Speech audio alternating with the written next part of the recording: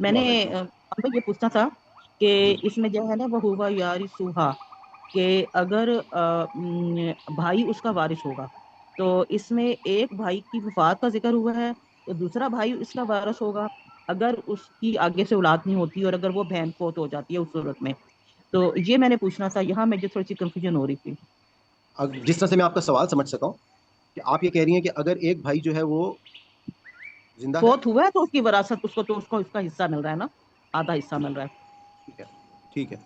आप इस बात को पहले ध्यान में रखिएगा कि जो वरासत का कानून औलाद के लिए है, ठीक है, जो वरासत का कानून औलाद के लिए है वही सेम कानून उस सूरत में जब औलाद नहीं है किसी शख्स की और वो फौत हो गया, वही सेम कानून जो औलाद के लिए है जब वो औलाद नहीं है और वो फौत हो गया है वो शख्स, तो अब क्या होगा, औलाद की जगह पर कौन आ जाएंगे, उसके बहन भाई आ जाएंगे। ठीक। उसके बहन भाई आ जाएंगे। अच्छा, अब मिसाल के तौर पे उसका भाई नहीं है और एक ही बहन है, तो औलाद में बेटी को कितना हिस्सा मिलता था, आधा हिस्सा मिलता था। तो हम्म। उस बहन को उसकी विरासत का आधा हिस्सा मिल जाएगा, बाकी आधा जो है वो जो बाकी सेकेंडरी रिश्तेदार होंगे, जैसे कजन्स हो सकते हैं या हम्म। कोई चचा मामू हो सकते हैं, कोई और हो सकते हैं, तो उनके पास चला जाएगा।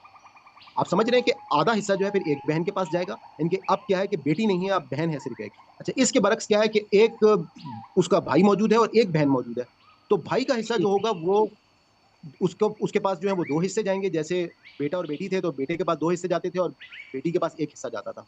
तो उस सूरत में वही सिचुएशन होगी, और इससे ज्यादा अगर बहन भाई हैं मिसाल के तौर पे, तो फिर वही सिचुएशन होगी जो कि आपकी ज्यादा औलादें हैं तो बेटियों का जो है वो वही उस तरह से हिस्से बनेंगे, और हिस्सा जो है वो बेटों को लड़कियों से डबल हिस्सा जो है वो दे दिया जाएगा।